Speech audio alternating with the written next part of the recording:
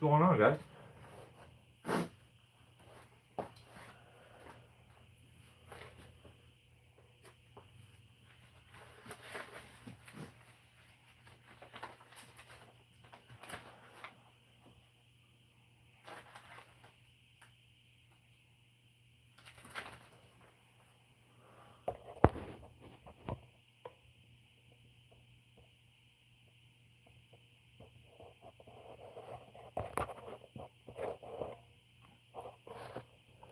You're right, Bert. Definitely gonna have to. What's going on, guys?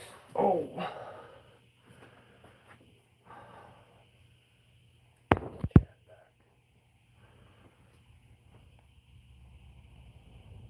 So I'm hoping that the camera quality is a bit better.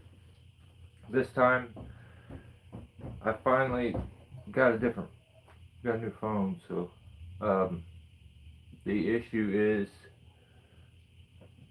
I bought the microphone last time, and now this one that won't even hook up to it. It doesn't even have a auxiliary plug-in. But I have this one, and I figured out how to get it to work today. But if the audio is bad, I can switch over to it here in a little bit. We'll just kind of play it by ear. So. How we doing, James?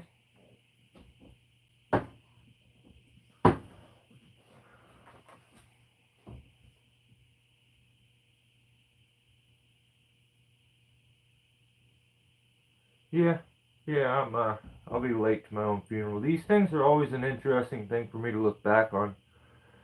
It actually should be better than it was before, since it's a new phone. These are interesting for me to look back on because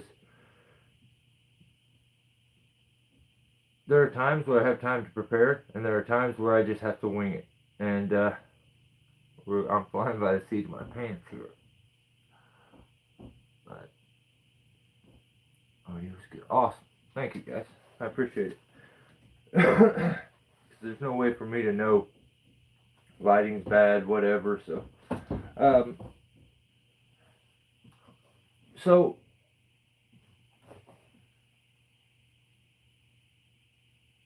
I'm gonna. Well, I don't want to do that yet. Let's just say what a difference a week makes. This time last week, I thought that Tim from Veterans Tree Service, I thought the dude lost his mind. Said the most outlandish thing I've ever heard in my life. And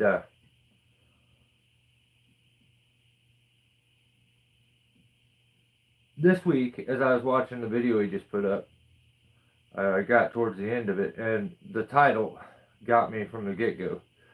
So I seen the title, and he does the whole video, and right towards the end, he finally, like, towards the end of his video last week, is what I mean. So the video last week, he goes all the way through it, and then at the end he talks about this spike ascender and says maybe, try them again if they're better. And I was like, that's not really what I meant. And then he said just the craziest thing probably that's ever been said on YouTube, when he says maybe he's a better climber than me. Or hang on, maybe he's a better climber than Steelborn. And I was like, whoa, dude. And I needed him to, like, immediately apologize. And even though he didn't do it publicly, he did call and beg me to forgive him. So there's that. Then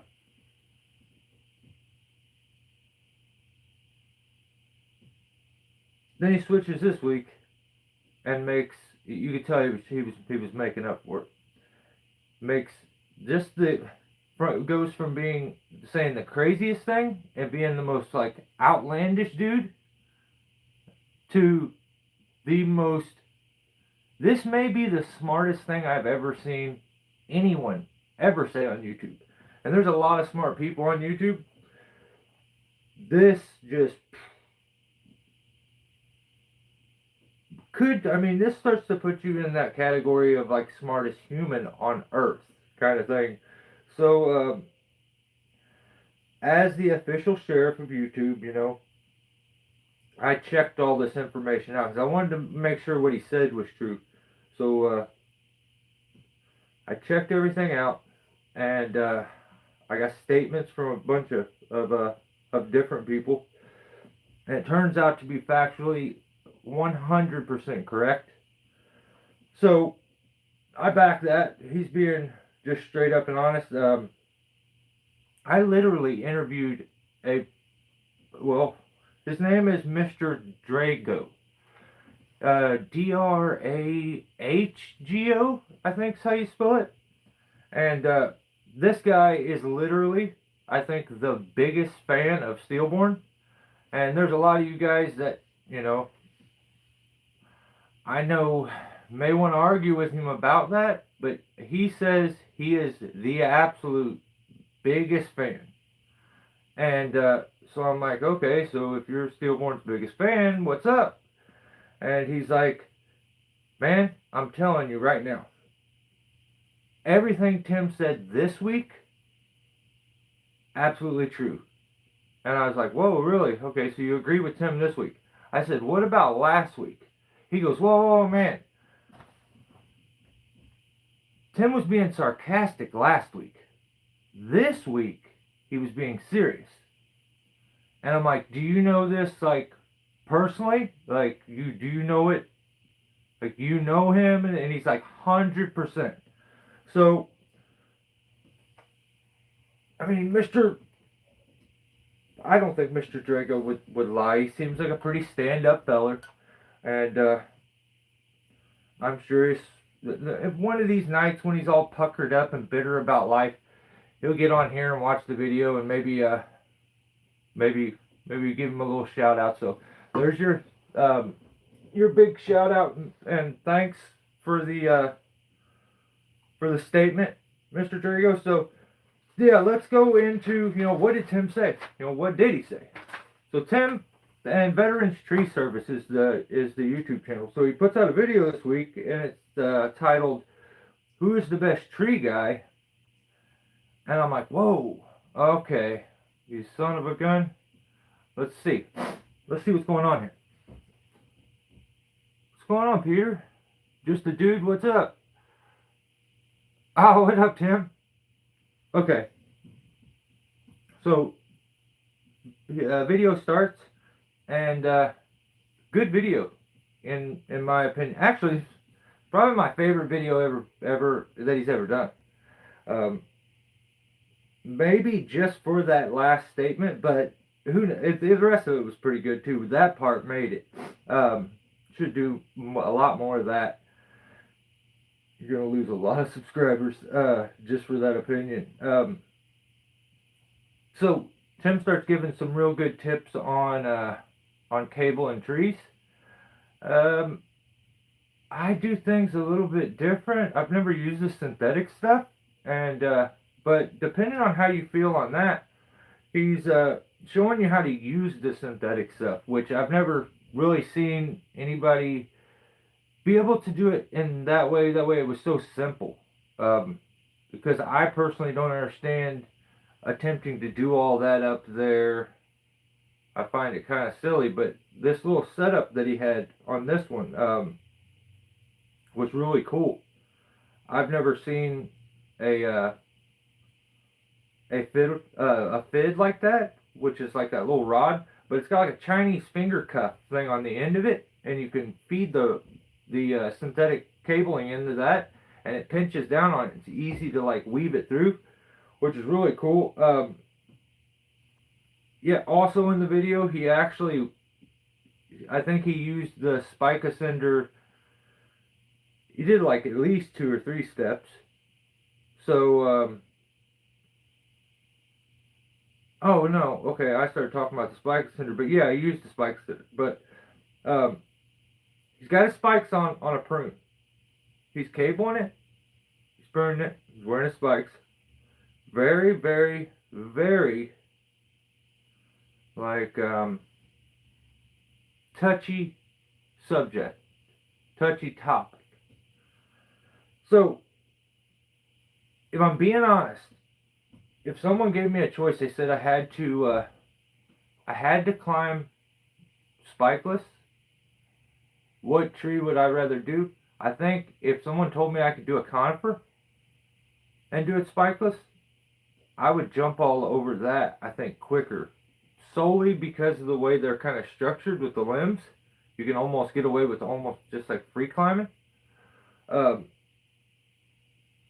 I get it more on the trees that have like a bunch of like, they start to get moss on the top side, so it's a little bit wet, they get slick, like maples and some oaks and stuff like that.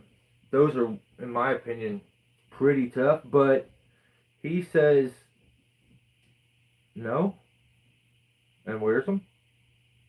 That's, you're gonna have to, I don't know. I don't know how I feel about that, because I have seen where you wear spikes because you're going to do a certain section of the tree and you want to have good work positioning. So I still understand wearing spikes on prunes, like where you're just doing a certain section, it's large, you're going to be in awkward positions, and if you're going to take that section off, why shouldn't you be able to use your spikes? The spike thing, though, we'll just see. I don't want to. For some reason, I feel like I want to give him a little bit of slack because of how awesome his video was at the end, and we'll get there. But Tim's other worker, the other climber, he's not wearing spikes. Well, he had them on for a little bit, but I think when he switched over to the prune, he wasn't wearing spikes. And why is he better than Tim is the question. So I'm watching it and I'm like, how is this guy better than Tim? And I'm like, okay, well, just keep watching. And I'm just waiting for him to say something crazy about who the best climber was. Because that title, like, got me, I'm telling you. And so he does a pretty good demo on how to cable a tree with that synthetic stuff. And then, I'm going to have to hit you with at least one of those, because you were milking the cable and looking me in the eyes. I didn't like that part. Preferably don't milk anything and look directly into the camera at me. That part I didn't like. Just don't do that to me again. But then he said some stuff like, okay, well, I've just put in my notes, specify, do not look me in the eyes when you do that. So, yeah, there's that. And then, that's when he, while he was doing all that, he showed that cool little fid that had the, little Chinese cup thing on the back of it. And then he says that he likes to take extra pride. So he was cleaning everything up. He likes to take extra pride in his work. And he gaffs himself in real good, to be in a good position to say that on camera. So, that happened, that's that. But, that's, I'm not even going to get on that. But he tells a story about running into a possum, which is funny because I've had the same thing happen when I was up in a tree. I ran into an albino possum, and it was in a squirrel nest for some reason. And when I turned around to look at it, I looked it dead in the eyes, and that thing, it was like looking Satan in the face. And it was terrifying at the time. And I hit my climbing device, and I bet I bounced off 5 or 6 rungs of limbs before I got down away from it far enough to look back up and realize what I was looking at. But I poked my handsaw in there and I felt it hit something, but I thought I hit like the collar of the trunk where the branch went in. but I had hit a possum, and it was a big wad of leaves, big old squirrel nest, I thought, but you know, that was what it was.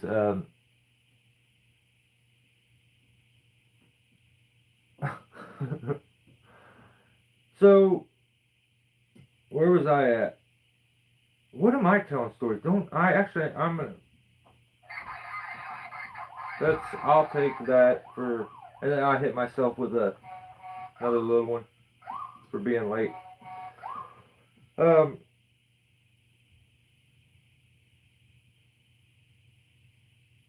okay. Oh, so the video is going, and I'm gonna have to hit him with one of these. It is, nothing personal, but I think one of your guys is gonna end up having his arm ripped out of socket, or they're gonna get smashed by hit by something. I don't understand running ropes without just, because a lot of times it seems like there is a damn lowering device there. Well, even if you just went around, you didn't even hook it up the correct way, you just took a little friction off the side of it. I don't get that. Because, like, I see the top go out, the guy gets ripped across the yard. Looks wild. Like, it looks wild. And, but, he, I guess if you don't like your shoulders, I like my shoulders. I don't, like, I'm not doing that. But, yeah, my notes just say, you can use the lowering device that's there. Then his motorized sissy lift that he's got, I think he calls it a Raptor or something like that. Yeah, the motorized sissy lift starts giving him troubles. I would just throw it away. Actually, send it to me, I'll throw it away. I'll make sure that it's disposed of correctly. Cut to a week later and I'm riding it on every single climb. So,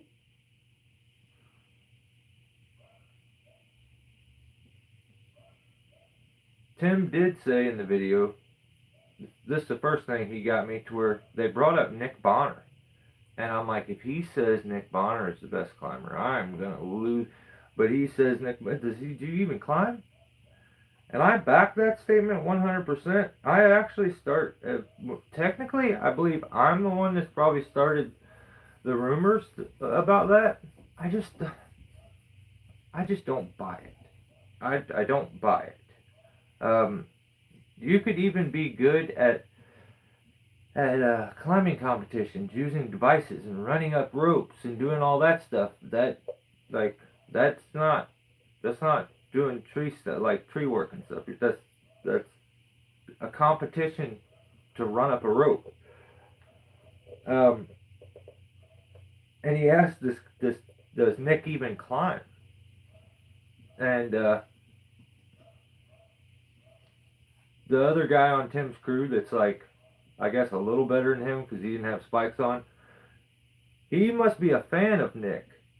And then he starts saying crazy stuff like Nick's a hot shot, and what? He needs to figure out a different way to portray himself, man, because I see like he should have a pocket protector on.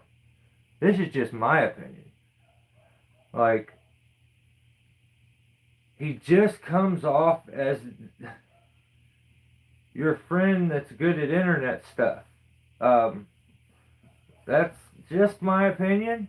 Like, he's kind of comes off like a pencil pusher to me. I watched this crazy video today where he apparently at one point said to somebody who designed stuff at Notch, hey, I'd like to have a Kara tool that the gate goes both ways. Figure a guy like that would say that. He wants something that goes both ways. That's wild, but...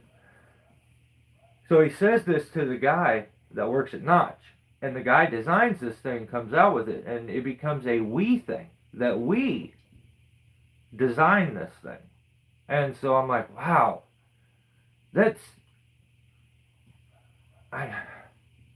whatever. But I back what Tim says. I think it's funny, and if I looked for stuff with Nick Bonner climbing, videos of Nick Bonner climbing, like I ain't seen none, but maybe he's like just he's secretly the shit. So, but don't apologize for saying stuff about Boner. You apologized afterwards. That's where you went wrong. I am never gonna apologize for nothing I say. I mean every bit of it. I don't know about all that. I stand by everything I say. That's just the way it is. So you get a single, damn it, for apologizing and not sticking to it. And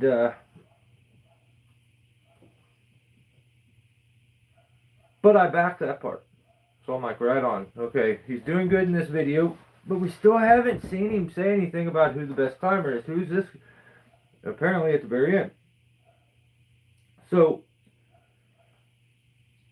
your other climbing buddy, Tim, you need to school him a little bit, because this statement ended up being shocking to him, which that was shocking to me, that he didn't know. Because he knows all this other rare, like, information that apparently no one else can know about Nick Boner being amazing, but he doesn't know Steelborn is the best climber? That, like, honestly. Really? So that's, Tim basically just told the honest God's truth for the first time, and was like, told his buddy, like, who the best climber was. They were talking about guys like August and Jake, guilty of treason, and even Lawrence Schultz and stuff.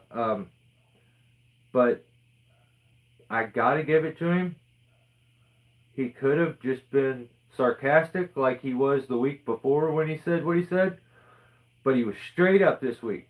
And, like, basically I feel like you could have put his hand on a Bible at that point, and he'd have been fine. Like, everything would have been good. So he tells his buddy, while they're up in the tree together, that, yeah, Steelborn is. And he says, who? First of all, I'm a bit insulted for Steelborn. But that's insulting, okay?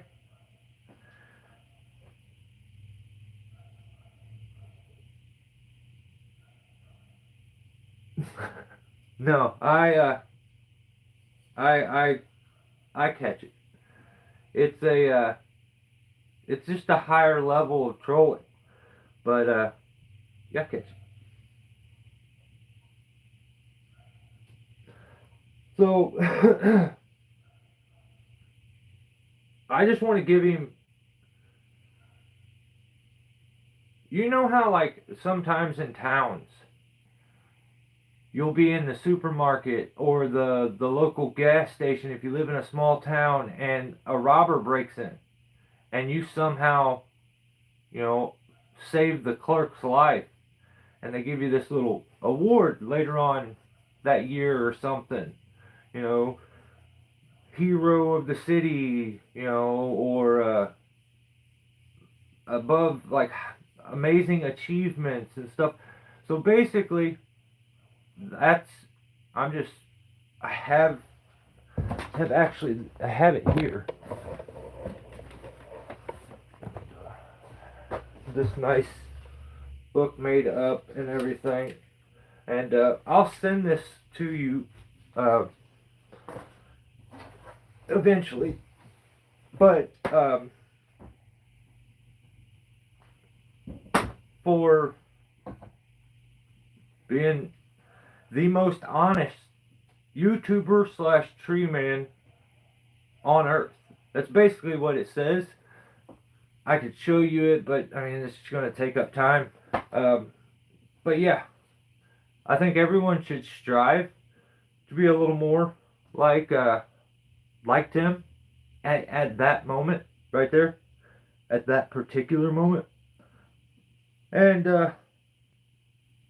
for God's sake, Tim, school your other buddy before he gets ticketed, ends up in jail. Like, I can't believe he said who. He could have said anything other than who, and it probably would have been all right. Like, I don't think Michael Steelborn would have been, offended. Oh, and also, I still have, I made sure I threw the badge on for you guys, but I'm dumbing down a little bit the outfit, undercover work. I get better information when I just dress like a normal guy. So, if you see some of that here soon, that's basically why. So,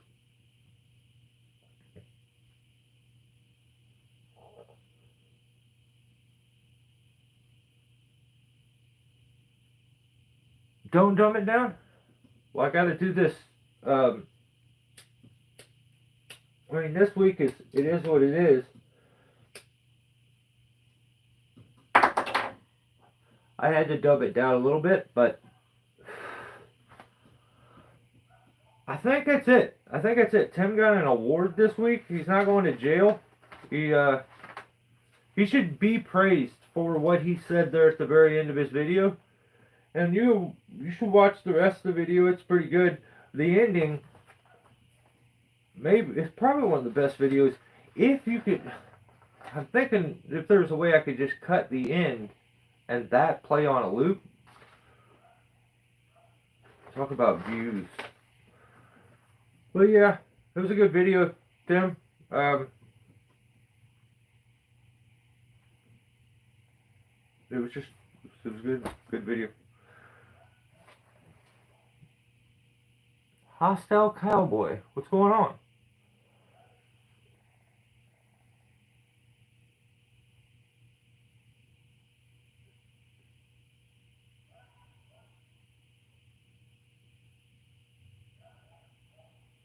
A little rope wrench with carrot. Really? No, I guess I didn't, BR.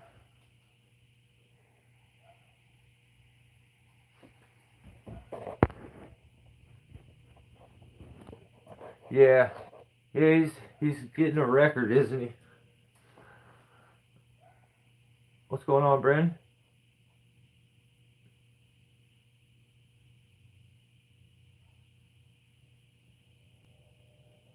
About the old wild thing, I have one.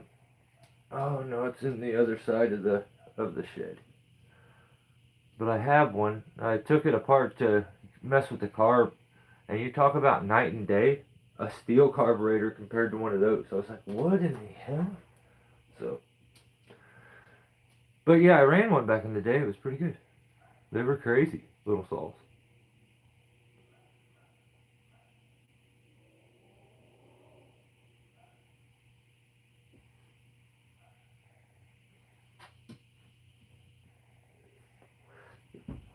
I think that's a bullet there.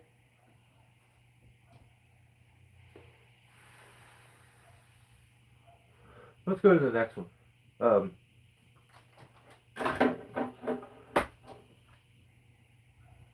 I was gonna do a couple demos for you guys. I was gonna do a rigging one. Why don't I show you that instead? Because I don't want to take this off there yet.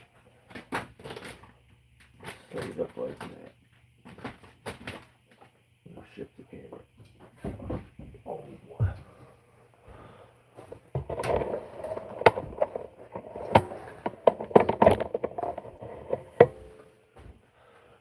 Alright, where are we at? That light is right on you.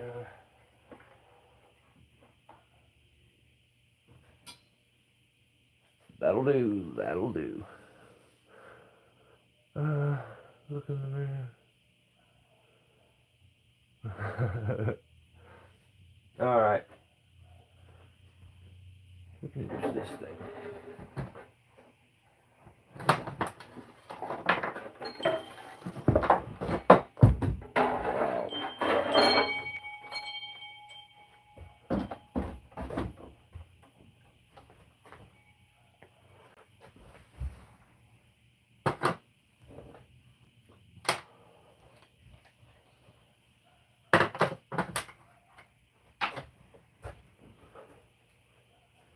I think that's all of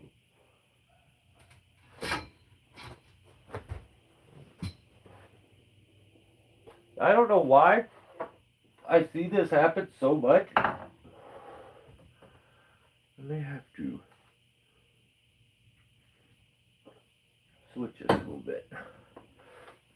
This ain't gonna work.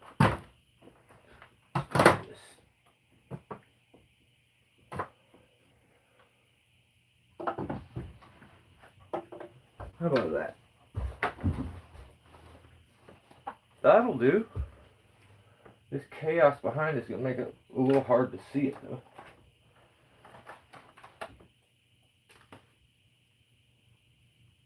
Yeah, you can see it.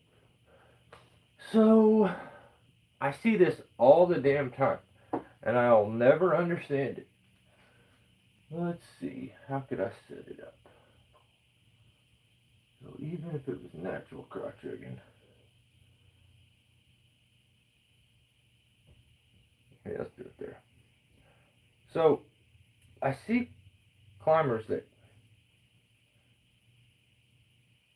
will on the regular end up with the whatever they're rigging come flying across them, or land and burn their ropes up, or go across their lanyard and it's on top of them.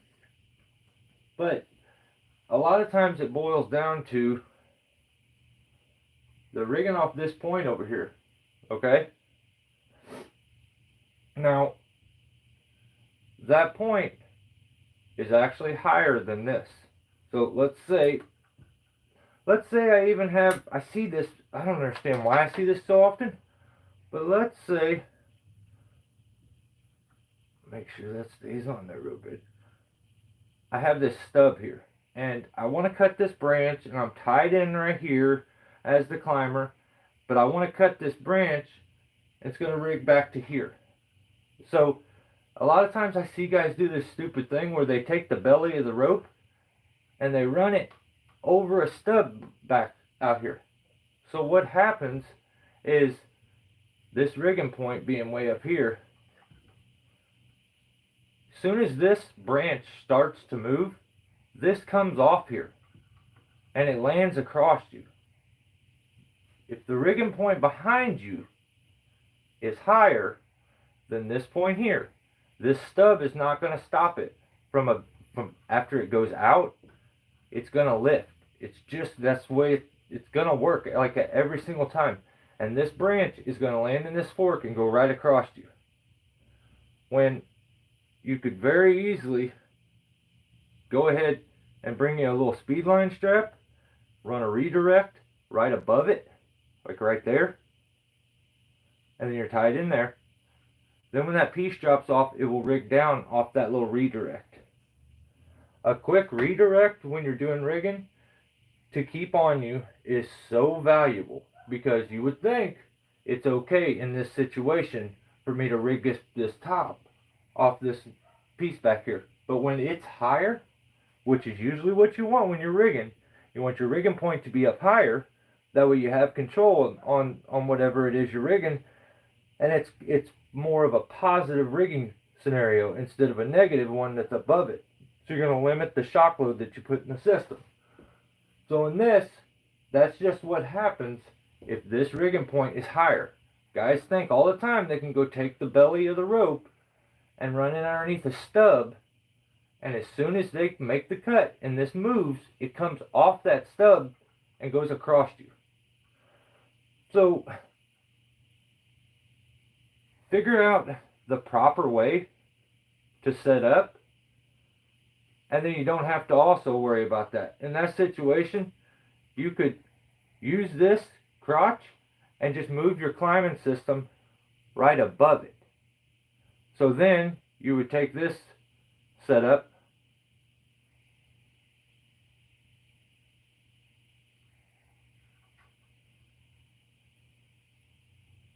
actually that's wrong, around,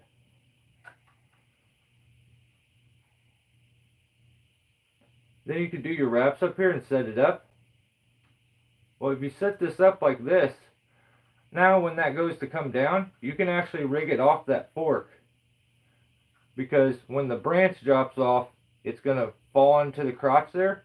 So that same setup when you do a half hitch and then hook something up is the way that you do old school rigging with natural crotches on like a negative rig. So like this thing, if I set it up here, right above that little stub, and then I want to hook this up here. Now I can actually, in this situation, I can take and cut right here, and it's going to rig this whole thing, and as it drops down, it's going to go across the fork there. But that, learn how to use those if you're not going to bring a redirect with you to get you out of situations like that where the limb's going to come across you, or it's going to take a stupid long swing. Learn how to span rig. But I mean, if you're span rigging, you should have a redirect on you, like a good speed line strap with like a rigging carabiner. That's what I do. The bend radius isn't the best, but it's only being used for me when I have an actual rigging point and I'm using it as a redirect for the rigging system.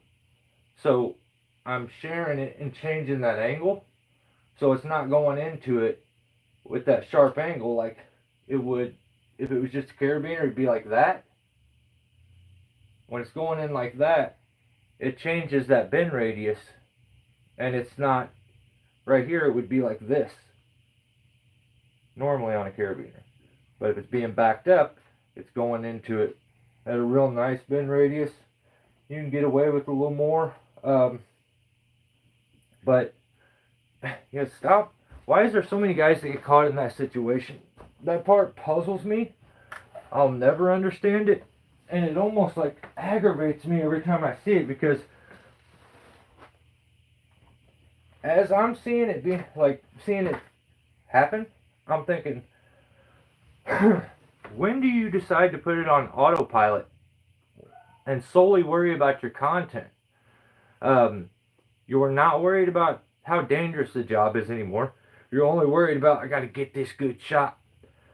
That's lame as hell. I don't care if your YouTube channel does the best views in the world.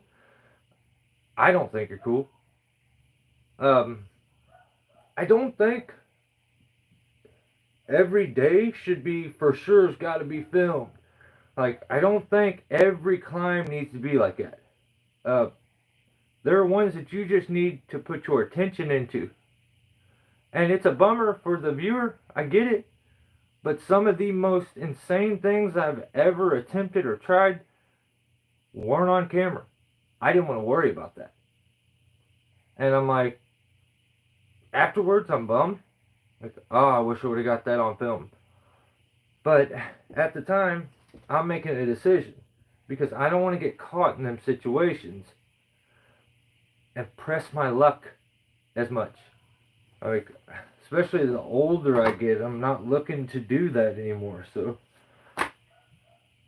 next channel, JLM Tree Service. I'll get into it here. The video is called Legendary Tree Rigging, taking down the top of a giant sweet gum. Oh, that's rough. That's what rough. Steelborn had a troll this, like, in the last video. that made it clear that the like 120, little over 120 hackberry video, that was just an average tree, which was wild when you go to that guy's channel because he's in little bitty trees. But according to I think it's Mr. Drago, whatever. 120 is not even tall. So in this video, he calls it a giant sweet gum. So I know that troll should have been over there giving him the what for. But he said that, if you're going to be the sheriff, you got to hold yourself to the same, or I don't know. He said stupid stuff. He said stupid stuff. Bottom line. So the intro starts, and he messes up rigging, and almost burns through his climb line in that situation I just showed you there. And the video is called Legendary Tree Rigging. That's an interesting title. That's a very, very interesting title. I don't know what legendary means then. But, so he gets to do this sweet gum that he calls giant. I'm trying to be nice. It was maybe 60 to 70. At best. I think it's more like 50. But I'm trying to be nice about it. But you can't, it's hard to justify it being giant. And I'm only pointing these things out because he is very headstrong about reminding you repeatedly that you should like, comment, and subscribe to his YouTube channel. But at the same time, he has no problem absolutely lying to you in the titles of the videos to get you to watch. Now, I think the video being called Legendary Tree Rigging, taking down the top of a giant sweet gum, I think it was actually titled something else before that. Like, enormous sweet gum tree or something is what it was.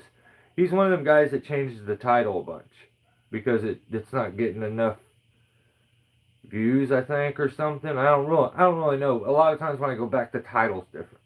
But so like I said, giant. I guess. So the third rig that he does, he also completely just biffs it. So once again, legendary rigging. Legendary. So he gets to where he's at one of the last few tops. And his newest video, he says, see you at the top, and slaps the camera, and it comes back. And he's at 100%, Brandon. I was getting to it. I think he's going to just keep taking the advice, man. I think I'm going to give you a little bit more advice at the very end of this. You should take it. I don't mean any harm by it. I only mean good. So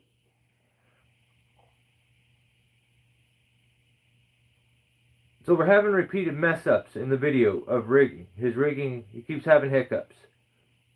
But titled the video Legendary Tree Rigging.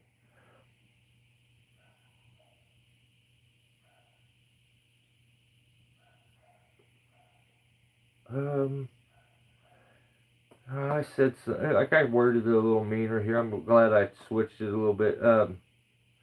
He just seems a little too busy, like regurgitating the same stuff that he's heard other people say. Pointing out those same things. And it's rare that if someone's watching you and you're not a huge tree channel, like it's rare that they need to be repeated these things all the time. Like I subscribe to a ton of YouTube channels that are tree related because I'm a tree guy. A lot of small channels. I just want to give them a bit of shine if I can. Watch their stuff. Give them a, I try not to do the advice because that just comes off a bit rude. I just try to let them know, like, hey, you're doing a good job. Because I remember how rough it was at the beginning, and you just like question everything. So I can only I don't even like thinking back to when I started it. I just didn't care then. I just was like, I turned around and, oh, it's something started to work. Cool. Then I kind of went with that. But maybe he should, I'm just saying, maybe focus a little more on you and what you're doing. And like, instead of trying to say the same stuff that all the other guys do. Like, you know, he's stuck on having this like, what's up YouTube kind of personality, the typical YouTube personality. That's cool. If that's what you want to do it. What's up, Dan? Hey, Yush, what's going on? Bad for you too. What's going on? But enough, you know, that's all opinionated stuff. The next video comes out. It's called Big Enormous. Oh, hang on. No, actually, it was called Enormous Elm Tree Remove or something. It was called something else. But I think when this video goes up, unless he changed it again, it's called Big Elm Tree Removal Gone Wrong. Chainsaw versus Giant Tree. Now, I could do a little drawing on this. Kind of show you how this was set up. Because context in this, I think, is important.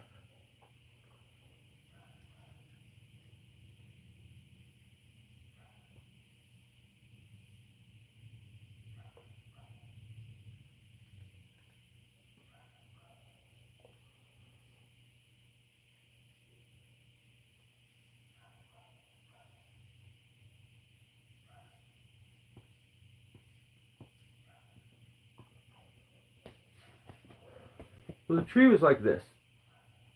So there it is right there, sticking up. Another tree company came and they took, I mean, Brandon, you watched this video. I think it's pretty close. Maybe there was one more branch, like, that was almost kind of going up. But I don't feel like I'm not trolling or nothing right now. I feel like I'm being pretty straight up about what it looked like. Looked pretty much like that. Another tree company already came and did. Yeah, I know. Did all the weird stuff, and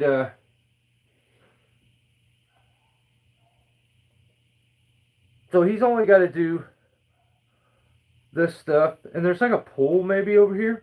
So it looks like 90% of it you're going to be able to just free cut. Or maybe you have to get out there on it. But there's not a whole lot left to it. From what I see, there's like a third of the canopy left. And it was an elm. Yeah, it was an elm. It did look like it could have just been felled, but I hate saying that because I've had that said to me so many damn times that it's just insane. I don't like to work harder. I don't like to, like, my time's valuable. You think if I could do something that quick? So that's the way I think of it. But it did look that way. So he gets up and he's going to climb this tree out. And he says, we're going to do, apparently it's going to, something's going wrong. So the video's called Big Elm Tree Removal Gone Wrong. Chainsaw versus Giant Tree. The tree itself is maybe about 50 foot tall. Maybe. I feel like I'm kind of I'm giving a little bit there when I say 50. It has maybe a third of the canopy left in it. From if it was round, fully round, that's kind of the way I looked at it. Maybe a little more than a third left.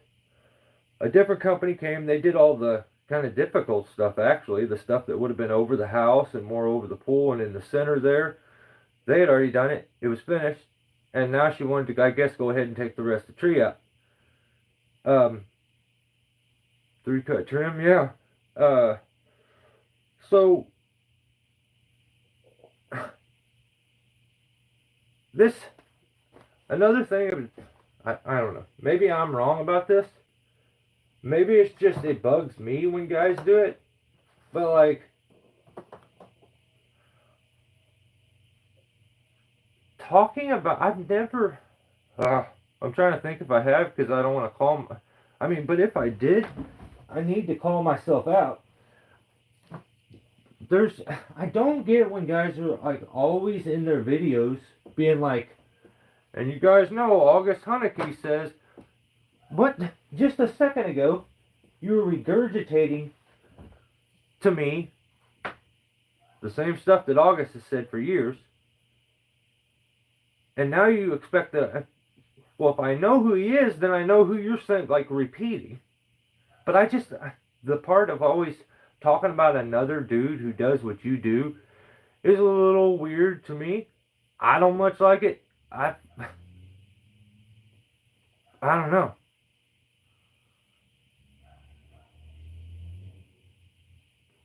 Somebody leave?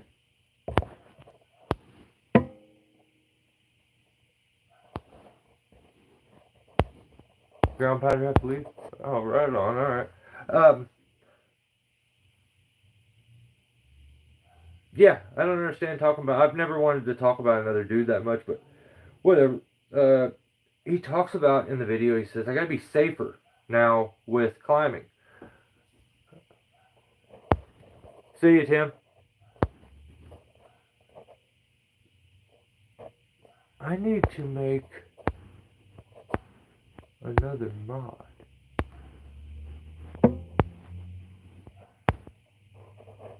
I'm gonna have to make somebody a mod.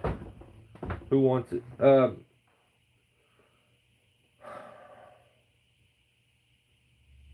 Talks in the video about how he's got to be safer. And directly before he makes this comment about how he needs to be safer with using the chainsaw, he did it right after one-handing a 500i. What kind of rigging you use, still? What do you mean rigging? What kind of rigging? Rope? I use Husky. A lot of times I use like a 5/8 Husky bull rope. This is me talking for Steelborn. Steelborn's a nice guy. And just a tree climber. I think he uses all gear Husky bull ropes, like a 5/8 and a 9/16. And then a lot of times, those are what I prefer, especially if I'm doing anything major rigging. But I found myself using a couple, like using a 1/2 inch, like 12 strand a lot. That right now my bull ropes are cut, so I really like them.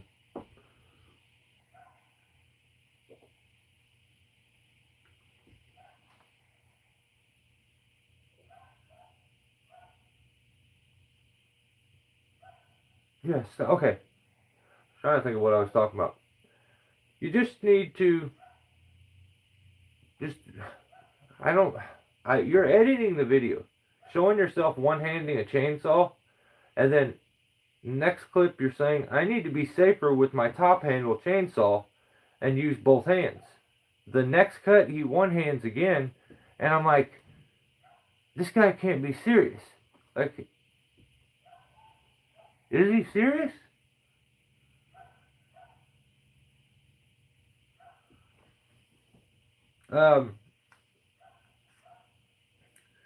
Yeah, don't all big time YouTubers do third person? I thought we did. I'm not wrong about that, am I?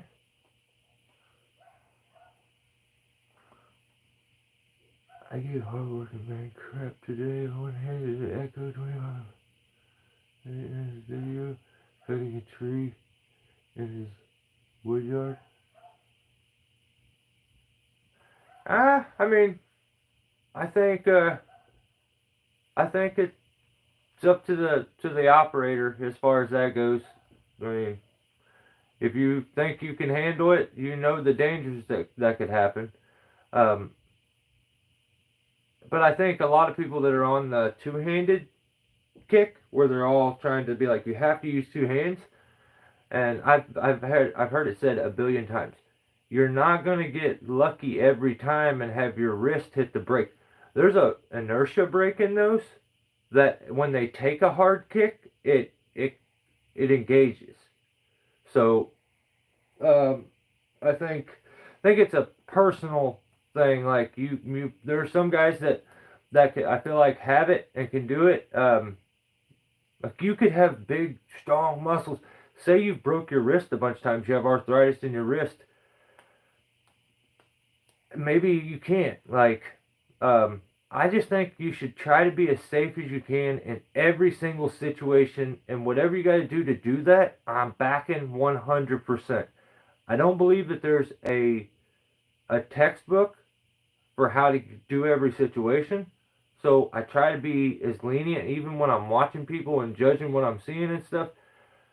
But there's a lot of what gets done when you're using a chainsaw or you're climbing a tree is like you're analyzing the dangers and you're methodically trying to figure out a way to do that task in the safest way each time. And I feel like I find myself repeatedly playing over the scenarios in my head of whatever I'm about to do. So before I make a decision like that, I'm like, what if this? What if this? What if? And then finally I'm like, okay, I think I've got everything covered and I've thought about how this could go. Now I'll do it.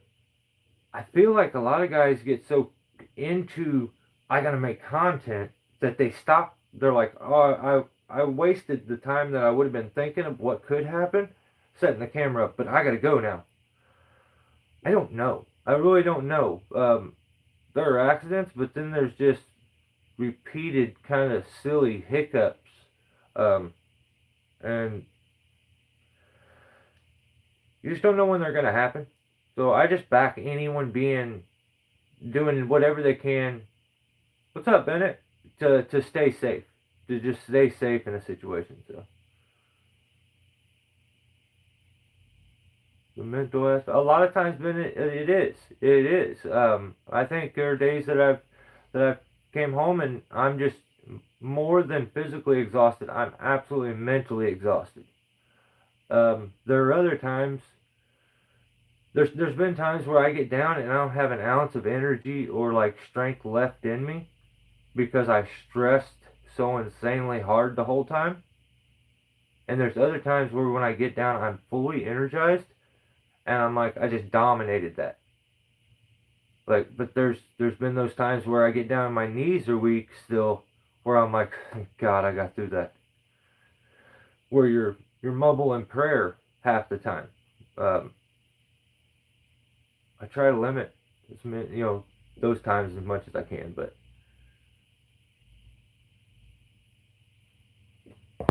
personal reason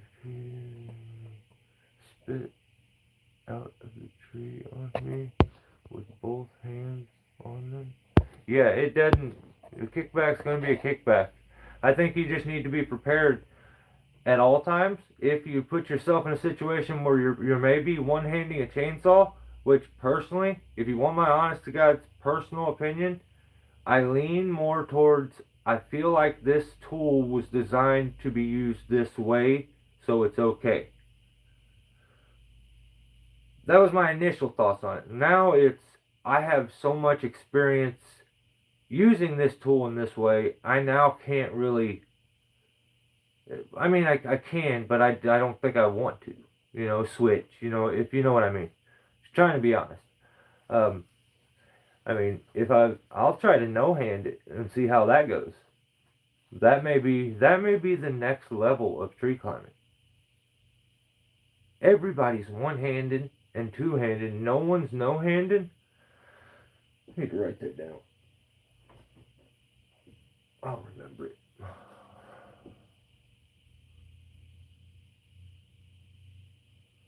Haven't been watching the videos all the way through lately.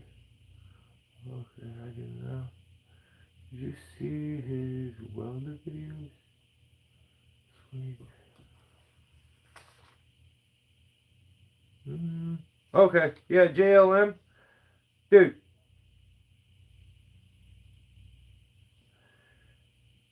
I think if I was to give him some advice to maybe help his channel, maybe get a little bit away from, because that video happened, he pieced that down, the log came over, he put, I mean, let me, once again, let me say the title.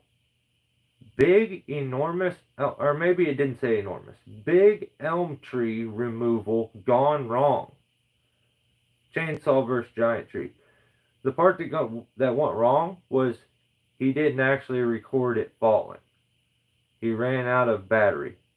So, as a viewer, when I'm clicking on that video, I'm expecting something to go wrong with this tree, and it's not that anything happened wrong with the tree, it's that you messed up. So then you clickbaited me to get me to watch. I don't think that you're going to grow your channel very good that way, but hey, that is what it is. Failing to record something doesn't equal gone wrong in my book. But whatever. Then we get this. We get this actually, I called this last week. And I'm going to give myself all the credit in the world because I deserve every bit of it. I was right. 100%. Do it just like that. Oh yeah. That's perfect. Let's do this. Let's celebrate this. Let's hit the lights just for the fun of it. Oh yeah. Give him one of them.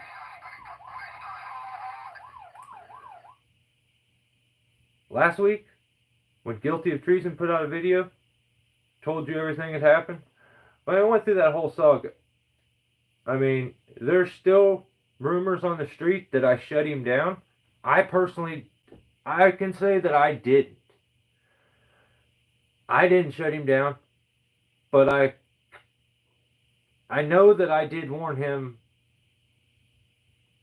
for many weeks.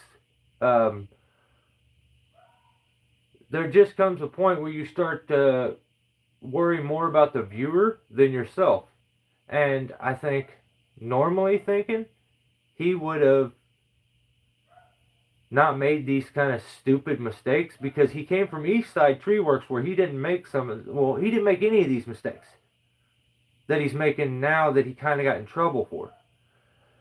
So we know that whole mess, and he talked about how he was going to get at this and get back at this company who screwed him over on a crane, and oh, they're in trouble.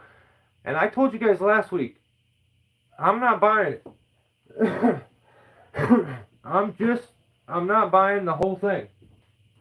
I think it's weird. How did you buy a crane and they messed it up to the point and that they gave you the wrong crane? That just didn't make sense to me.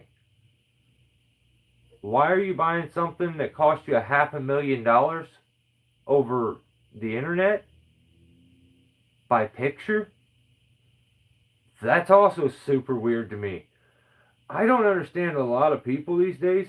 If you tell them, here's a way for you to be a little lazier, they will do whatever you tell them. Whatever new thing you come up with, like, they would cut their nose off to spite their face. Just to do something a little easier and make life a little easier on them. How about life is easy enough? Figure out how to get through it. A little bit of struggle is not going to hurt you. It'll make you a better person, I think, long term. Because dealing with struggles and pains and stuff like that, doing things the hard way to appreciate the technology that does so much for you now, But everybody takes all that for granted. And it absolutely blows my mind. So he comes out this week and lets everybody know.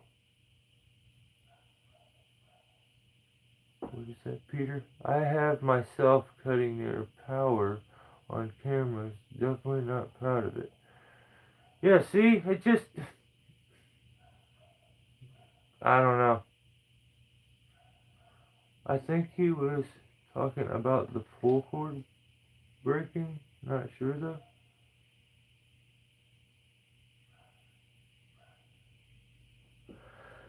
Okay, I don't know what that was in. Now I'm puzzled. But Jake said that he messed up again. Like, dude, just stop putting these videos out. Don't put these videos out. That would be my advice. If you just are going to put a video out telling us how kind of dumb you are, just to, whatever. The world doesn't need to know everything. You start to feel so indebted that everybody, because they left a comment, that you have to say, like, I try to give anything I can to anybody who views my stuff, leaves a comment, but like, you can't rule your life. So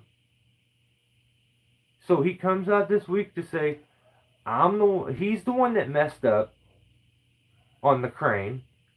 He's glad that he didn't say the company's name, who he said was, what did he call it? Scamming him. That he feels like he's being scammed. And I'm like, oh wow. That's wild. That's a wild statement. You trusted this company enough to sign a little piece of paper over the internet, maybe make a few phone calls, and sent them $30,000, and I don't see how he even made the mistake he admits to making. He thought it was a different crane. Turns out he bought a... Does this make any sense to anybody else? If you were spending $500,000, $30,000 cash right now, down payment, $30,000 down payment, $500,000. Are you gonna buy the wrong one? Are you gonna mistake the one that you wanted to order? Are you just gonna be so much like, I just need a crane, I want a crane, get me a crane? Like, dude, that's crazy to me. I think he was more than 10, and I believe he even mentioned he has a certificate allowing him to work. No, he said he used to be certified at Eastside in the video.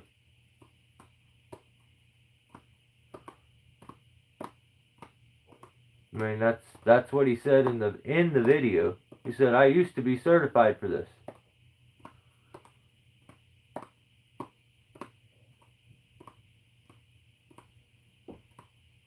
And I'm using my common sense on the situation.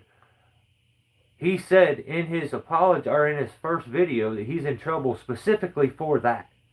And if he's certified for that, why would he have said he's specifically in trouble for that? Because he did.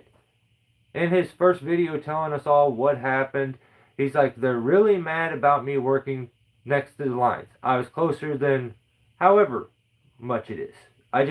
I know that's what he said in the video. So he may still be. I know you have to keep that stuff up, and I don't know if it's through a company, if you leave said company, if you get to keep your certifications, or if certifications only apply when at that company. There are things like that that I don't know, Brandon. I mean, I know that he did say something in the video about being certified, but I think he said he used to be certified when he worked at Eastside. So, utility here sees it here, they will shut you down. Really? OSHA states 0.75 to 50 volts AC is 6 foot.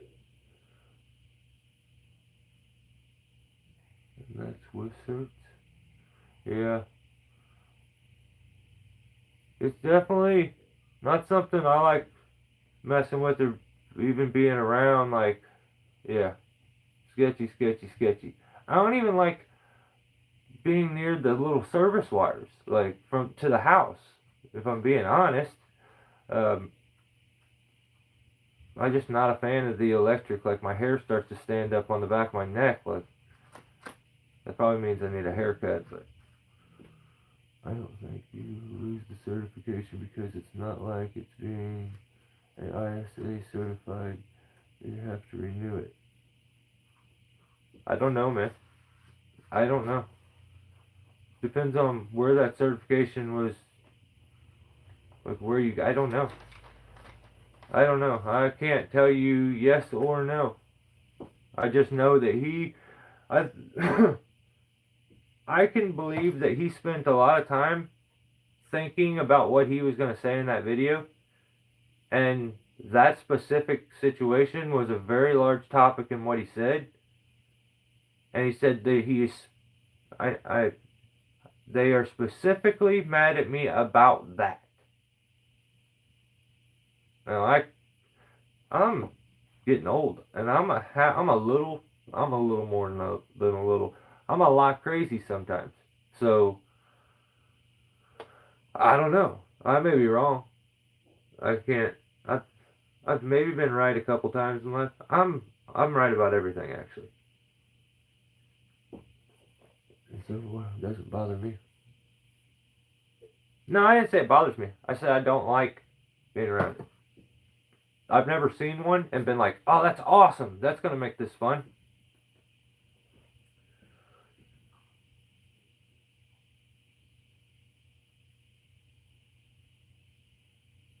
It's pretty strong.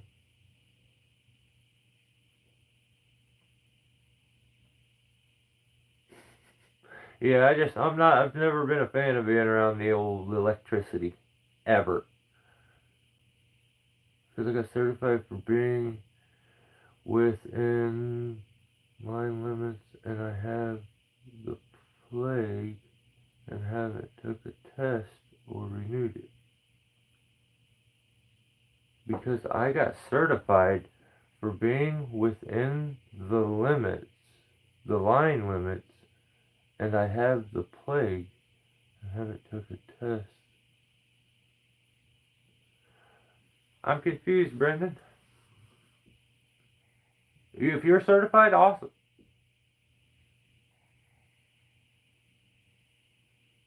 I can't.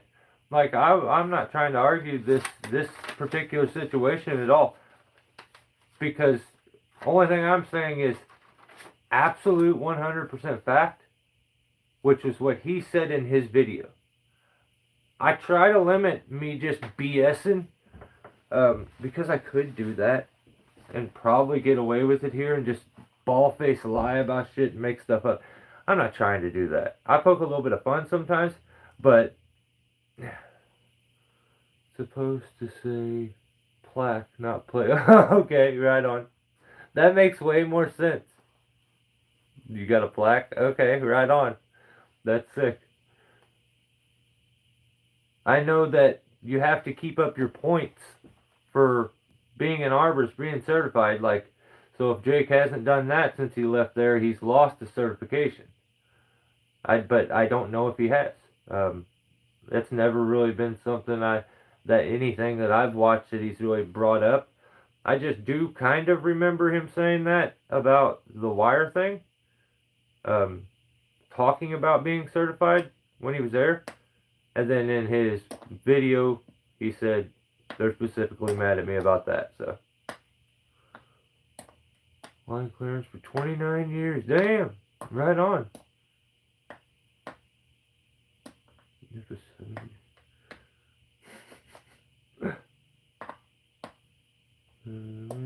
My daughter woke up and was like, "What the fuck?"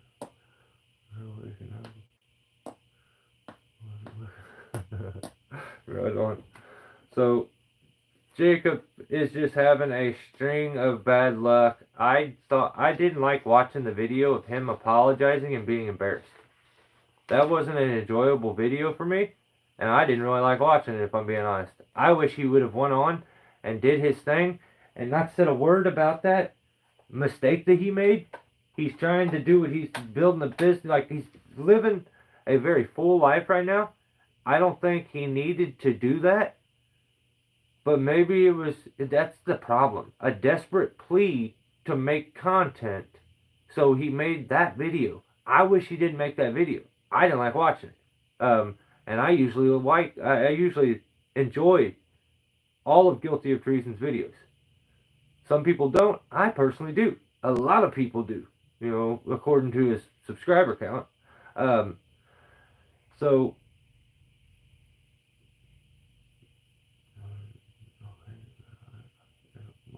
service line at all, but anything after that, I truly hate it. Yeah, 100%. I don't like them. But yeah, damn. Hopefully things start to work out for old Jacob. I hope he doesn't keep. Here's the thing I didn't like. He says he apologizes for crying on the internet. I didn't need him to apologize to me for crying on the internet. I was okay with him just doing his thing.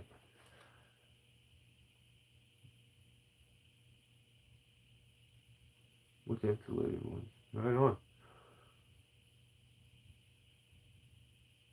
We're going underground. Yeah, that's what they're doing for us. Everything's going underground. But I accept your apology. And it was cool to see the crane. But for God's sake, slow down. And I just think it's a bummer he went and doubled down. Right now he shouldn't even be worried about making videos. He should be worried about getting life things in order. I mean, he's made this clear to all of us in videos. He's got some things he needs to just line up. Instead, he went and hired a cameraman.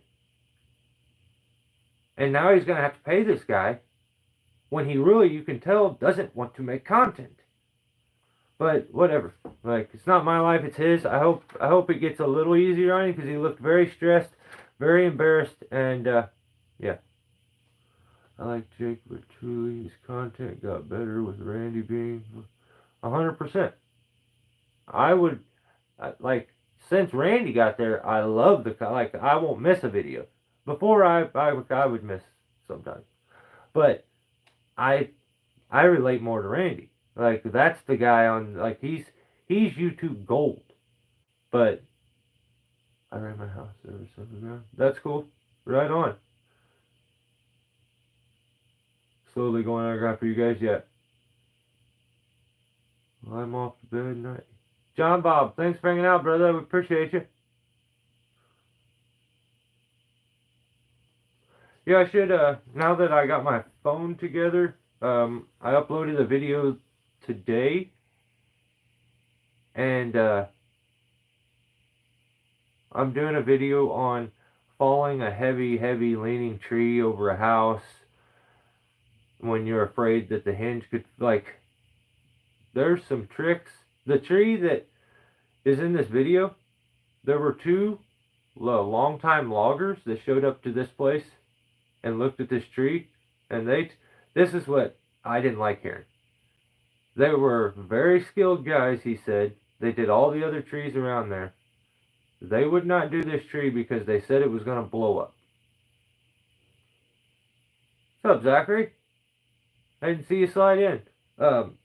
They said that they didn't want to do it because they were afraid it was going to blow up. The tree's at such a heavy lean like this, it goes up and then it dog legs all the way horizontal. It's got a little weird top here, but it goes out over the house. So the house is here, and the tree arcs out over it. So as you start to cut, it just wants to fail and go right onto the house. It's got like a hollow spot in the base. Like, they turned it down and said, you can't do it. You may get a notch put in, but as you start the back cut, it will blow up and it's going to end up on the house. And then I took it as a bit of a challenge. I thought, well, maybe we can do it anyway. I went there and looked, and check to see if I could possibly do this. And I turned it down originally. I said no. I had a different tree to do on that day, so I did that tree instead and told them no and said, give me some time to think about it. I got desperate one day and was like, I need something to do. I was like, I can do it. I can do it.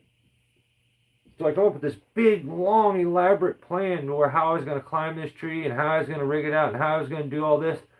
And it ended up being everything, absolutely everything changed. Like, that quick. All my planning, a secret package showed up in the mail with something that blew my mind. I thought that was going to be the key to get this tree done. And so I was stoked to have it and bring it there and try to use it. And then I still, even with my plan of how I was going to climb it and this and that and rig this thing out, I didn't even want to do it after I got there and seen it again. But I knew I was committed and I was going to attempt to do something that I personally thought shouldn't be done. Because where the tree went up and arced over, there was a hole right where it dog-legged, which I felt like it was going to break there. The lean to it and twist that it did, I just thought it was going to break, and there was no trees tall enough to rig from around it. But yeah, you just have to watch the video eventually. It'll go off members and come to the normal channel. But yeah, that's really fun. That's coming up. You guys have to check it out. So, should I use a 3/16 file on my steel? Or a steel farm boss 271? I think the 3/16 should be fine. It depends. Like, I prefer a bit of a, like, I'll upsize some of my chains when I finally have to file them. I will file, like, up a size just because I like a bit more of a hook. I think I have some, like, 321 chains or something on, like, my 201T and stuff that I'll upsize sometimes. But your 3/16 should be good.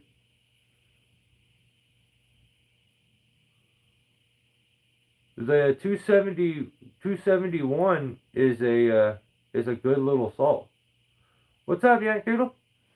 I used one probably 8 years ago when they first came out and was very impressed with that little chainsaw when I used it. It was very comparable to a 261, and the price was just so different. So at that time, it may be different now. What Sharpie, what did he say? What Sharpie guy go with what works for you? I do a custom grind on mine. Yeah. Yep, it just depends. If you're gonna file it and you have any question about that particular file, I would just say make sure you file the whole chain. That way, if for some reason you're using a file and it's not the correct size, every tooth is filed with the same file. They all got the same hook on them. They should all match, but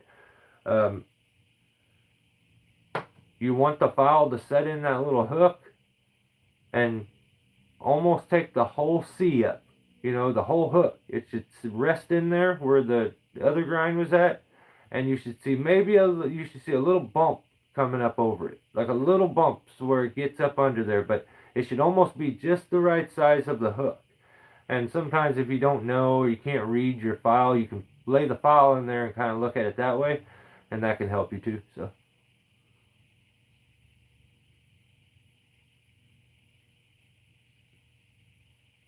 What type of chain is it? Another day in paradise, huh? Right on. Order, hit that. Oh, jeez. Okay, so Seattle Tree Care put out a video earlier, and it's removing a storm-damaged tree, and they have just a nice, safe operation. It's enormous. It's kind of wild to see because it's the exact opposite of what I want to do and would want to be, but that's their thing. like, all the respect in the world. Like, that's awesome. But such a crazy big operation. They seem very safety orientated. But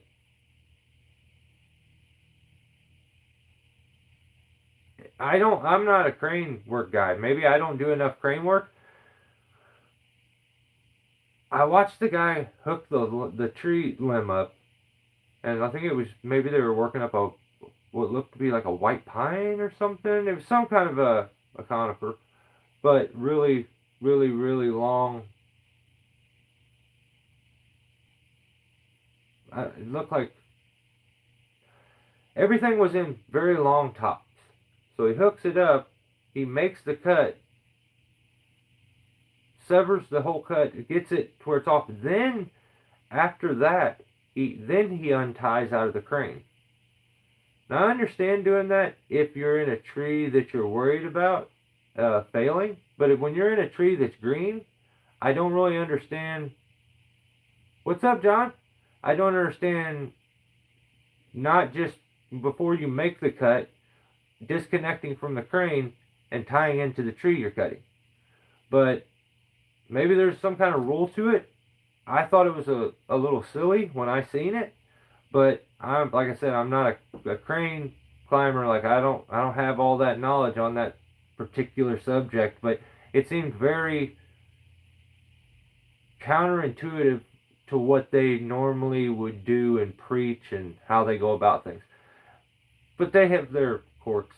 Like, he says, like, he doesn't use a chainsaw lanyard because he doesn't want to drop a chainsaw on a guy or something. I don't even know what he said. He said something like that. But yeah, check them out. They have a really cool channel, and I'm surprised it's not a lot bigger than it is actually. Eden Arborist stuff? No, I haven't. He's here in Louisville, Kentucky area. I'll have to check it out. Eden Arborist?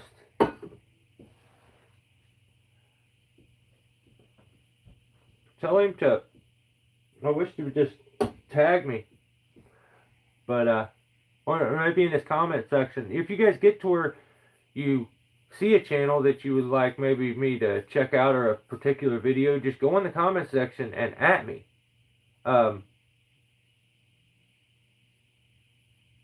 Just steel chainsaws is what it is. So that's what's funny. I get mentioned in a lot of stuff, and I think it's guys just wanting to tag steel, but they tag me. So every time someone does it, I go and like their post. That way, maybe they actually think the company Steel liked their post, and it boosts their confidence for the day. So I should be like, it's not, but maybe it boosts somebody's confidence because they think they're having the company like their stuff or leave a comment on their stuff. So. Have you looked at any stuff? Okay. I go to Kentucky once a year in September. Right on.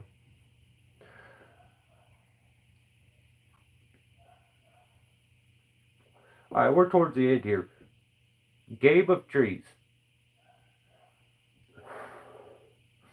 puts out a video on Milwaukee tools are turning heads. This is what the video is called. Milwaukee tools are turning heads. And he's absolutely amazed that they come out with a scabbard for the chainsaw that allows the chainsaw blade to spin inside there freely. I believe his exact words for it is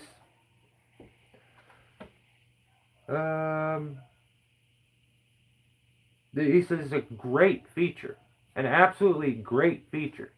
So just like the steel one does here, it pinches the bar here and here. If I wanted to, I could probably run this and it would work inside this. But I don't know why he's shilling so much for Milwaukee. he's blindly just loving something before he ever uses it because it was probably sent to him free. That still shouldn't. I think you should still give an honest opinion on it, and as the owner of the product, I think they would respect that more than I got this for free. It's the best, guys. Get one. I don't like that. But this week, I seen a pole. It's an attachable pole. It's about 6 to 8 foot long. It's got this little box at the top of it. This sets down into it, and it's got a trigger, and it turns this into a pole saw now. Has anybody else seen that?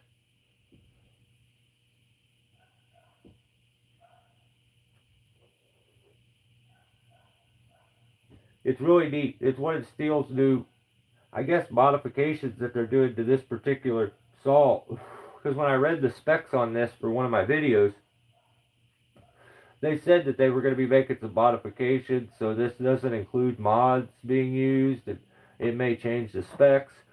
And when I made the video, I'm like, you ain't gonna make no modifications for this thing? Why would you even say that? And they did. I just seen it the other day. It's pretty cool. He probably got paid to promote. Yeah, see, that's right on. I think you should be upfront about that. And I don't understand the lying to your audience thing. But see, I had to earn my audience like one person at a time. One person at a time. No other channel out there was like, hey, go check this guy out. He's awesome. I feel like Tim has shouted me out and really helped. And I don't even know if he meant to do it or if he did. Thank you. You're like, I appreciate it because I've never had that done before. But that's kind of why I like, for those that are still here and watching it and the watchies, a lot of times I may come off mean and like I don't like somebody, but it's more to bring some attention to some of these channels. And negativity ends up pushing a lot of YouTube these days. It seems like people like this stuff more than they do. If I do something and I fail, I get way more views than if I do something and I do it correct. Like if I made a video that says I succeeded, everyone's like, I'm not well, cool. You cut a tree. I see 90 of those videos a day. You label the video I failed. Oh my God, you get all the views. And it's like, well, that's a bummer. But it is what it is. So we're just trying to play the system a bit. And at the same time, try to clean up YouTube. So, Game of Trees, I don't understand that whole thing. But whatever. He likes Milwaukee chainsaws. They're turning heads to him. You guys should go buy them all and use his discount code. So, then he puts out 10 different pruning videos. And they seem to be for like an HOA or for the town. It's all the little trees that they plant next to the sidewalks. Okay. These trees are all very young trees. Very, very young. He prunes them far too aggressively. Now, I'll show you. I'll give you a little example here of what he kind of does. And you tell me if this is how you would be pruning a little tree like this. So, a lot of these trees have beautiful structure to them. They look like really nice trees. And I don't understand sometimes some of the cutting he was doing, but I mean, to each their own.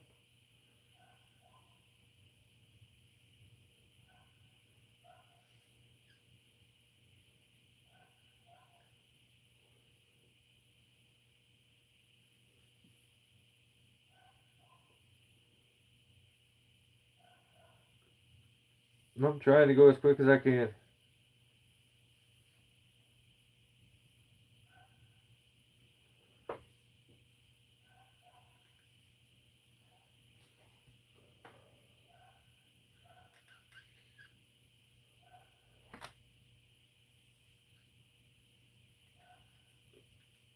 Okay.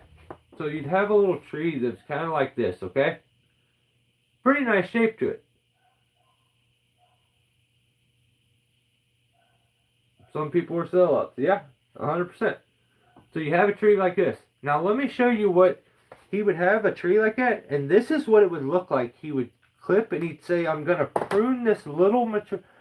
I'm not kidding with you one bit when I show you this. I'm gonna try to do as best as I can.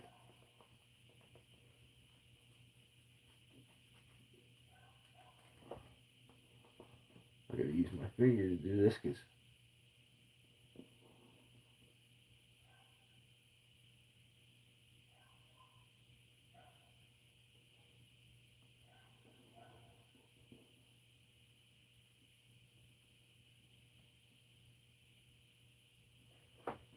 I may have to kind of messed it up a little bit. But I mean, you've seen what it was before.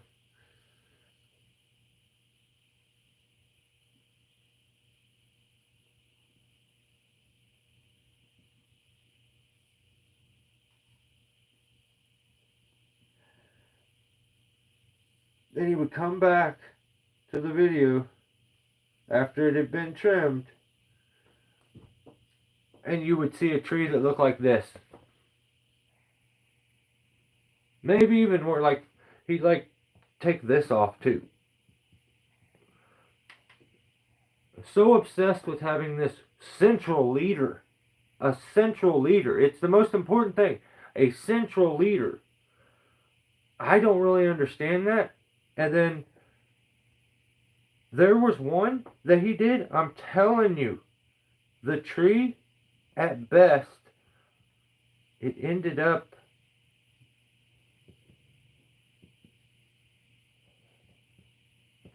looking like this. And it was a beautiful little tree like I showed you before. He pruned it like this, and then he's like, I don't think, well, the rule of thumb is 25%. You've seen how big and full that whole tree was. He says, we probably did maybe, actually there was, like say this thing had a limb that went down to the side too. Like it just blew my mind. Say there was like one there. He would like lose all this just to have one limb in the center sometimes. They looked really, really bad. Now, when a tree is young like that, and you're being paid to prune these trees every year, to prune so insanely aggressive, doesn't really compute to me. It seems like you're trying to, I don't know. I really don't understand it. You have the time, and the city should have the resources to allow you to go through and slowly do that. But I mean, there was a tree. I asked my wife, I was like, how much of this tree do you think is gone? I showed her the before, I showed her the after. She says, I don't know, 85%. And I'm like, oh my God. No, babe. I was like, it still has like a trunk and everything to it. And she's like, well, I mean, that's what it looks like. I'm like, yeah, well, of the canopy, yeah, about 80%, 85%. I was saying 60, but the rule of thumb is 25% is what you take out if you can. It's really ridiculous, Peter. It doesn't make any sense. Now, this guy prides himself on being a board master certified arborist. He will repeatedly tell you this. I am a board master certified arborist. Well, maybe you need to get some enthusiasm and stop being so bored, because the pruning it doesn't look good. I'm looking at it as if I was the person, that tree was out in front of my yard, and you came through and just beat the piss out of this little tree. My wife says, did they run it through a chipper? And I'm like, oh, no, no, no, no, no, no, no. She's like, that's what it looks like. It looks like it ran through a chipper, and that's the beat up part that's left, like when your knives aren't sharp on the chipper, and you just replanted it. And I'm like, yeah, I mean, it looks really, really bad. But what video is it? I want to watch. Go to his channel and go to his last, like, 8 pruning videos.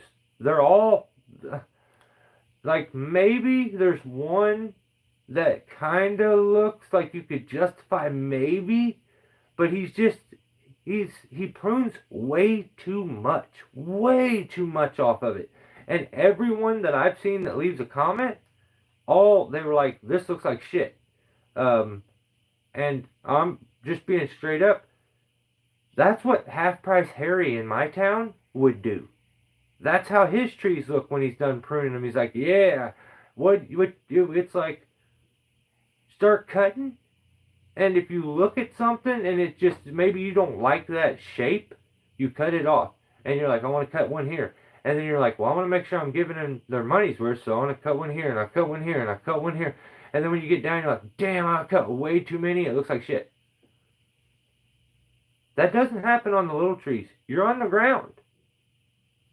It's absolutely, you're on the ground. Take a step back.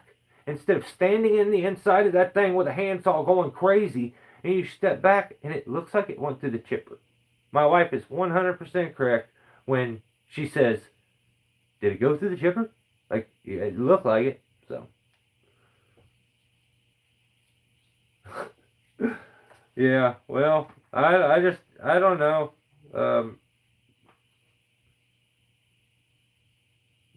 I have my notes. It looks like he trimmed it with a lawnmower. But yeah, board, master, certified arborist, and he prunes like Half Price Harry. Let's just read the comments. There's a couple of those money hungry guys that run tree services, and they're like, how did you talk these? All they see, they don't see the shitty pruning job. They don't see the crazy. They see he figured out how to make money cutting that baby tree. I want to cut baby trees. So then they'll leave a comment like, how did you talk them into doing this? Because this is the most important pruning, and more people need to. It's the most important because your lazy ass can do it from the ground. That's why it's so important. Like, I don't know.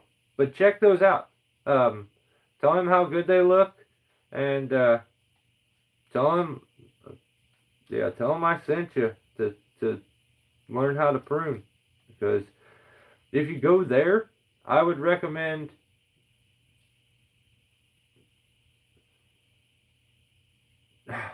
I don't know, he says stuff that is right, but then he does stuff that is goofy. I personally would think more of him if I did not see those videos here recently. But yeah, you can get good shape out of these. They're young. You can start a pruning program for them and do it yearly, and start to shape that tree in the way that when you can do that sort of thing to a fully mature massive tree, which I've done for a long time.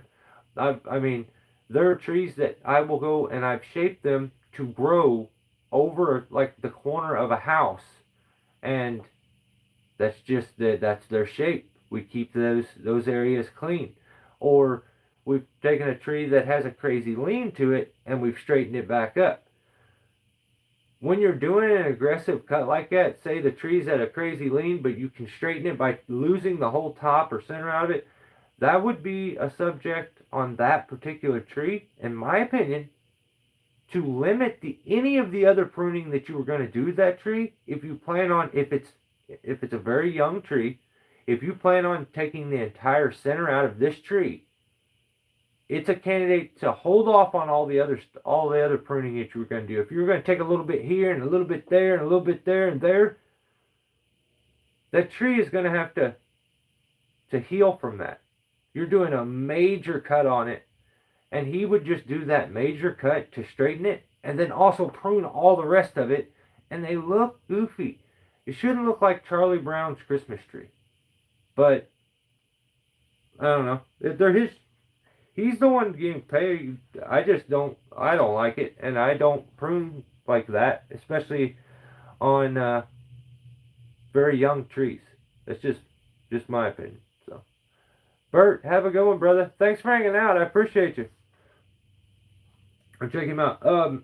Then you guys want to check the description. It, damn. Maybe check the description. It may be I'll try to do it when I finish here. But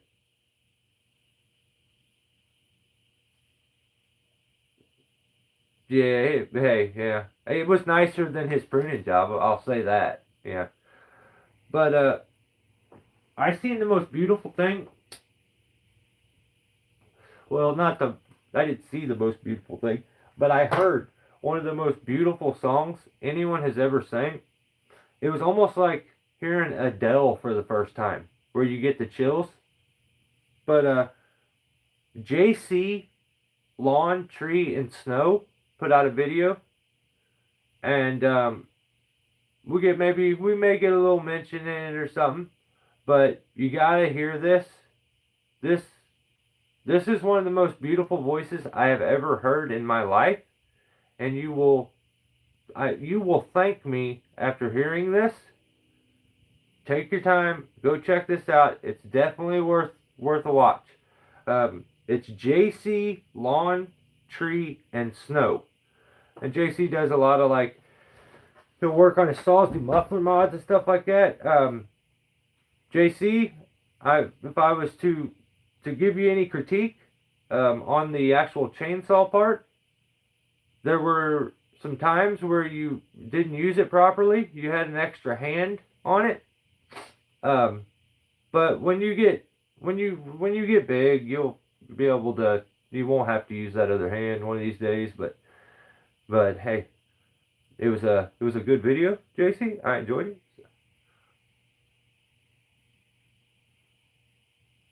Most of the time they do better too. Yeah. Yeah. I think. I don't know. I think it's too aggressive what he did, but that's just my opinion. He's the one that is bored and is a master certified arborist. So I'm entertained. I haven't been bored. It's been a long time since I've just been bored. But peace soon.